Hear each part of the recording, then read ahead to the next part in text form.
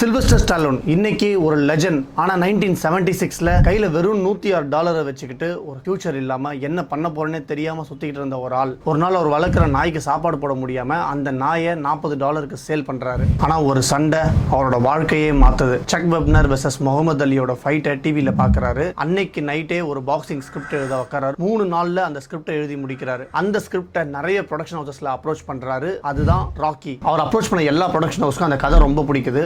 ஆனா அவரை ஹீரோவா நடிக்க ஒத்துக்கல. $25,000 தரோம், உன் ஸ்கிரிப்டை எனக்கு கொடுத்துரு அப்படின்னு சொல்லி கேட்கறாங்க. அதுக்கு அவர் ஒத்துக்கல. 25,000 1 lakh ஆகுது, 2,50,000 ஆகுது, $3,60,000 வரைக்கும் அப்ரோச் பண்றாங்க. அப்பயும் அவர் ஒத்துக்கல. நடிச்சா நான் தான் ஹீரோவா நடிப்பேன் அப்படின்னு நிக்கிறாரு. கையில $1 இல்ல, ஆனா ஒரு மைண்ட்ல ஒரு பெரிய கிளாரிட்டி இருந்துச்சு. இந்த ரோலை பண்ணா நான் தான் பண்ணுவேன், இல்லனா இந்த ஸ்கிரிப்டை யாருக்கும் நான் தர மாட்டேன். ஃபைனலா ஒரு ஸ்டுடியோ ஒத்துக்குறாங்க. ஆனா படத்துக்கு $1 million தான் கொடுப்பேன், உன்னோட சேலரி வெறும் $35,000 தான் அப்படின்னு சொல்றாங்க. அந்த $35,000 சேலரியை ஒத்துக்கிட்டு அவர் பண்ண ஃபர்ஸ்ட் விஷயம், அவர் வெறும் $40க்கு வித்த அந்த நாயை $15,000 கொடுத்து திருப்பி வாங்குறாரு. வெறும் $1 million எடுத்த படம் $225 million கலெக்ட் பண்ணுச்சு. ஆஸ்கருக்கே நாமினேட் ஆச்சு.